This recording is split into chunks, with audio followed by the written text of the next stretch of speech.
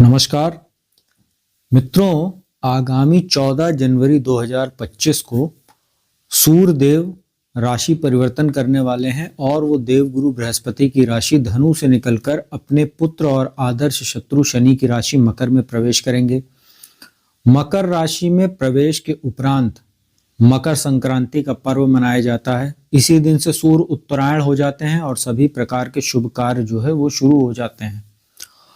मित्रों, आज इस वीडियो में मैं आपको मकर राशि में सूर्य के प्रवेश के बाद कुंभ राशि के जातकों पर क्या प्रभाव पड़ने वाला है उसकी जानकारी दूंगा, क्योंकि कुंभ राशि वालों के लिए ये स्पेशल वीडियो है। इसलिए कुंभ राशि के जातकों से अनुरोध है कि वीडियो को अंत तक देखिएगा, स्किप मत कीजिएगा, क्योंकि ये बहुत ही महत्वपूर्ण जानकारी आपके लिए रहने वाली है।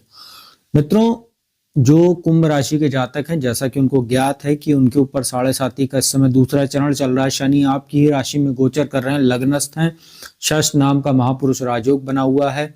सूर्य की बात करें तो सूर्य जो है वो 14 जनवरी तक आपके लाभ भाव में गोचर कर रहे थे। एकादश भाव में सप्तमेश होते हैं, वैवाहिक सुख, स्पाउस और जो बिजनेस का घर होता है, बिजनेस पार्टनर का, उसके स्वामी होते हैं सूर्य आपके लिए, और वो इसके स्वामी बनकर आपके लाभ भाव में, एकादश भाव में गोचर कर रहे हैं अभी 14 जनवरी तक।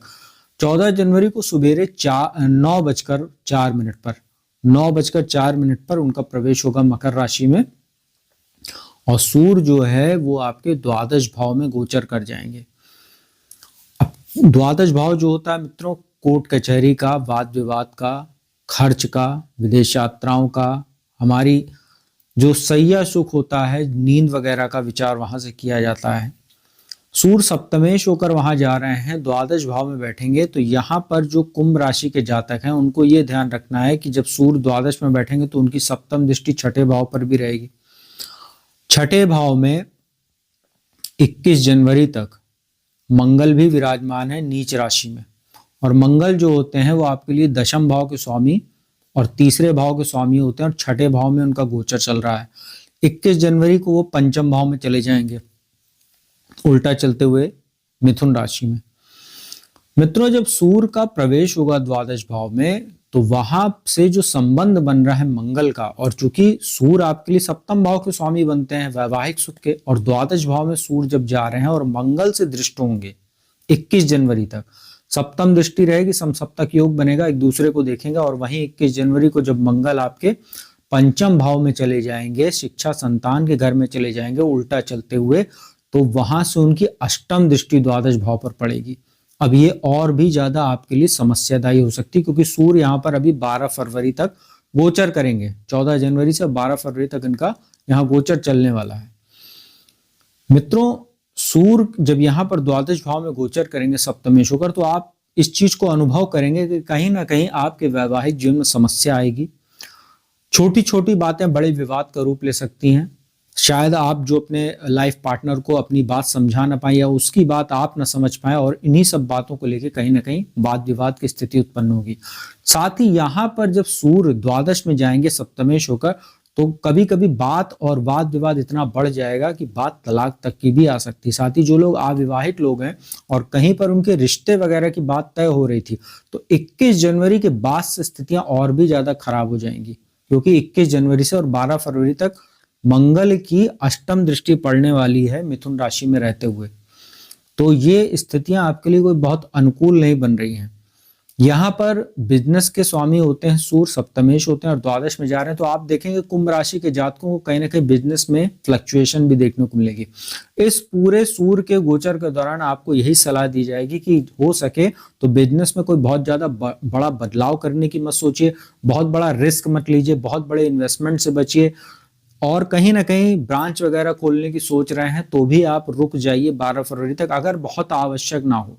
अगर आवश्यक है तो बहुत अच्छे से सोच विचार कर उसका नफा नुकसान सोचकर ही कोई कदम आगे बढ़ाइएगा, अन्यथा ये जो द्वादश में सूर्य का गोचर, 7.5 का दूसरा चरण, और मंगल का 21 जनवरी तक सूर्य को सप्तम दृष्टि से देखना, साथ ही पंचम भाव में जाकर 21 जनवरी से और 12 फरवरी तक जो अष्टम दृष्टि डालेंगे, वो आपके लिए तमाम तरह की चुनौतियों को जन्म दे सकती है और जन्म देने भी वाली है। और खास तौर पे उन लोगों के लिए जिनकी कुंडली में अगर सूर्य की महादशा या अंतरदशा चल रही है, या उसमें मंगल की अंतरदशा चल रही है, या मंगल की महादशा और सूर्य का अंतर चल रहा है, ऐसे लोगों के लिए ये ज्यादा समस्या दे सकती है स्थिति। मित्रों, जो यहाँ पर एक चीज और आपको बता देते हैं कि जो 24 जनवरी से स्थिति बनेगी, यहाँ बुध भी आएंगे आपके, और बुध जो होते हैं वो पंचम भाव के ही स्वामी बनते हैं और अष्टम के स्वामी बनते हैं आपके लिए। तो बुध यहाँ अष्टमेश होकर द्वादश में रहेंगे, और जब सूर्य और बुध का वहां पर योग चलेगा तो कहीं ना कहीं देखेंगे आपको कुछ अनएक्सपेक्टेड चीजें भी आपको देखने को मिल सकती हैं। हेल्थ इशू भी आपको आएगा, क्योंकि सूर्य भी यहाँ बैठेंगे, बुध भी यहाँ बैठेंगे। तो सूर्य और बुध की स्थिति, ऊपर से मंगल की जब दृष्टि पड़ेगी खासतौर पे बुध पर 24 जनवरी से, तो यहाँ पर आप देखेंगे आपको स्किन इन्फेक्शन हो जाना, या आपको कहीं ना कहीं कुछ, जैसे मौसम इस समय ठंड का मौसम चल रहा है तो आपको कोल्ड कफ की भी प्रॉब्लम हो सकती है, फीवर भी आ सकता है। साथ ही यहाँ सूर्य का गोचर चलेगा, द्वादश में सूर्य यहाँ जब रहेंगे तो कहीं ना कहीं थोड़ा बहुत इम्यूनिटी भी आपकी डाउन होगी। मंगल भी नीच राशि में गोचर कर रहे हैं, जो शुरुआत का 10 दिन आपको जो सूर्य के साथ उनकी युति बनेगी, तो कहीं ना कहीं आपको यहाँ पर देखेंगे कि हेल्थ इशू भी आएगा। आपके इस समय मंगल नीच राशि में गोचर कर रहे हैं, 21 जनवरी तक आपको कहीं ना कहीं पाचन संबंधी समस्या रहेगी, ब्लड इन्फेक्शन वगैरह हो सकता है, दुर्घटना आदि के भी योग बनेंगे, क्योंकि सूर्य द्वादश में रहेंगे। तो हड्डियों में दर्द, चोट चपेट की समस्या या सिर दर्द, माइग्रेन जैसी समस्या आपको हो सकती है, और अगर पहले से है तो वो बढ़ सकती है। सूर्य का द्वादश में जाना आपके लिए खर्चों में भी बढ़ोतरी करेगा, अननेसेसरी खर्चे आपके सामने आ सकते हैं, क्योंकि द्वादश भाव कोर्ट कचहरी, वाद विवाद, लीगल कॉम्प्लिकेशन का घर होता है। और छठे भाव पर दृष्टि रहेगी, यहाँ मंगल भी नीच राशि में बैठे हुए हैं 21 जनवरी तक। तो आप देखेंगे कोई छोटी मोटी बातें बड़े विवाद का रूप ले सकती हैं, वो आपको किसी लीगल कॉम्प्लिकेशन में फंसा सकती हैं। साथ ही अगर पहले से आपका कोई मामला चल रहा है, लीगल मामला चल रहा है, तो उसको लेकर आपका कोई खर्चा सामने आपको अचानक आ सकता, हो सकता है कोई डेट सामने आ जाए कोर्ट कचहरी में और उस पर आपका खर्चा हो जाए। तो ये जो स्थितियां आपके लिए बन रही है, अगर सूर्य का गोचर ओवरऑल देखा जाए तो आपके लिए कहीं से पॉजिटिव नहीं है, ना तो वो मैरिटल लाइफ को लेके, ना वो पारिवारिक माहौल को लेके, ना ही वो बिजनेस को लेके। तो सूर्य का जो गोचर ओवरऑल रहेगा, इसमें सबसे ज्यादा स्थितियां आपके लिए तब ज्यादा दिक्कत करेगी जब 21 जनवरी के बाद मंगल की अष्टम दृष्टि पड़ेगी। तो यहाँ पर आपको बहुत ध्यान रखकर चलना है। साढ़े साथी का दूसरा चरण आपको ऑलरेडी चल रहा है, शनि के सप्तम भाव पर दृष्टि है, शत्रु राशि पर, सिंह राशि पर, और सिंह राशि के स्वामी का द्वादश में चले जाना, मंगल से दृष्टि संबंध बनना, पहले सप्तम दृष्टि 10 दिन, फिर उसके बाद जो है अष्टम दृष्टि मंगल की पड़ेगी। ये सब स्थितियां आपके लिए अनुकूल नहीं कह सकते हैं। साथ ही ये एक प्रकार से कहीं ना कहीं कुछ लोगों के लिए जो कुंभ राशि के जातक है, उनके 2 शादी के योग भी बना देगा। अगर पहले से किसी का तलाक का मामला चल रहा था तो इस गोचर के दौरान आपको तलाक आदि भी हो जाएगा आपका, और आप दूसरी शादी वगैरह करने की भी स्थिति में आ जाएंगे। तो जिनको 2 शादी करनी, दूसरी शादी करनी, माफ कीजिएगा, जिनको दूसरी शादी करनी, उनके तलाक वगैरह के योग ये अच्छे बना देगा। तो उनके लिए बेटर कह सकते हैं, या कह सकते हैं समस्याओं से थोड़ा बहुत उनको छुटकारा मिलेगा। और शत्रु भी आपको कहीं ना कहीं परेशान करेंगे, क्योंकि छठे भाव पर दृष्टि रहेगी, मंगल नीच राशि में वहां 10 दिन शुरुआत में रहेंगे 21 जनवरी तक। शत्रु भी आपको परेशान करेंगे और आपका पाचन जो है, डाइजेशन जो है, वो दिक्कत करेगा थोड़ा, छठे भाव पर दृष्टि डालकर। और आपको बहुत सतर्क रहना है गाड़ी वगैरह चलाते समय। और जो शुरू में जो दृष्टि बन रही है, जो सीधा सूर्य मंगल की दृष्टि बन रही है, वो तो आपके लिए मानसिक तनाव को भी बढ़ाने वाली रहेगी, क्योंकि मंगल जो है नीच राशि में बैठे कर्क राशि में, और वो जल तत्व की राशि है, मन की राशि, और सूर्य का अग्नि तत्व के स्वामी होकर कर्क राशि को देखना मानसिक तनाव को जन्म देता है। शॉर्ट टेम्पर्ड, एग्रेसिवनेस, छोटी छोटी बातें कहीं ना कहीं व्यक्ति को बहुत काफी समय, लंबे समय तक जो है मन से निकल नहीं पाती है। तो एंजाइटी वगैरह की भी प्रॉब्लम होती है। नींद की भी आपको इस समय दिक्कत देखने को मिलेगी, अनिद्रा संबंधी भी आपको समस्या देखने को मिल सकती है द्वादश भाव में सूर्य के रहने से। तो आपको ध्यान, योग, मेडिटेशन और पूजा पाठ, इन सब चीजों के माध्यम से अपने आप को रिलैक्स रखना, अपने माइंड को, अपने मूड को रिलैक्स रखना है, वरना ये गुस्से को भी बढ़ाएगा जो सूर्य मंगल का दृष्टि संबंध रहेगा। तो मित्रों, ये जो कुंभ राशि की स्थितियां थी उसको मैंने क्लियर किया काफी हद तक। उम्मीद करता हूँ वीडियो आपको अच्छी लगी होगी।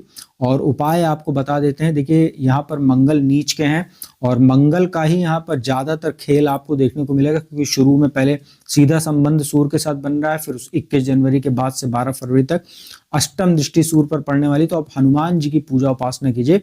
हनुमान जी की जितनी पूजा उपासना करेंगे तो आपको इसमें 2 बेनिफिट मिलेगा। एक तो जो सूर्य की स्थिति डिस्टर्ब कर रही है, मंगल भी डिस्टर्ब है, नीच राशि में है 21 जनवरी तक। साथ ही जो 7.5 आपको चल रही है, तीनों को काउंटर करेंगे। हनुमान जी की पूजा उपासना आप कीजिए, हनुमान चालीसा, बजरंग बाण, हनुमान अष्टक का पाठ कीजिए।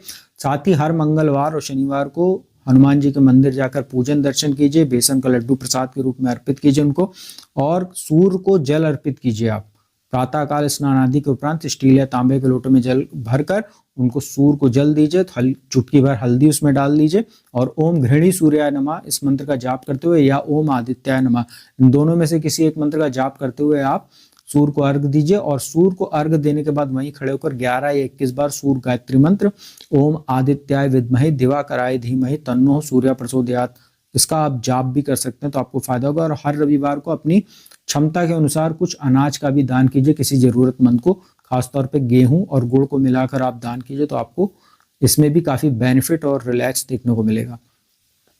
तो मित्रों, उम्मीद करता हूँ वीडियो आपको अच्छी लगी होगी, इन्फॉर्मेटिव लगी होगी। वीडियो अच्छी लगी तो इसको लाइक कीजिए, कमेंट कीजिए। जिसको कुंडली विश्लेषण कराना है तो मेरा नंबर डिस्क्रिप्शन स्क्रीन पर उपलब्ध है, उस पर संपर्क कीजिए। इजिली अपॉइंटमेंट लेकर आप लोग मेरे द्वारा कुंडली विश्लेषण का लाभ देश दुनिया के किसी भी कोने से प्राप्त कर सकते हो। तो अब मैं अपने वाणी को विराम देता हूँ। अगली वीडियो में आपको किसी और नए विषय के साथ जल्दी मिलूंगा। तब तक के लिए ओम नमः शिवाय।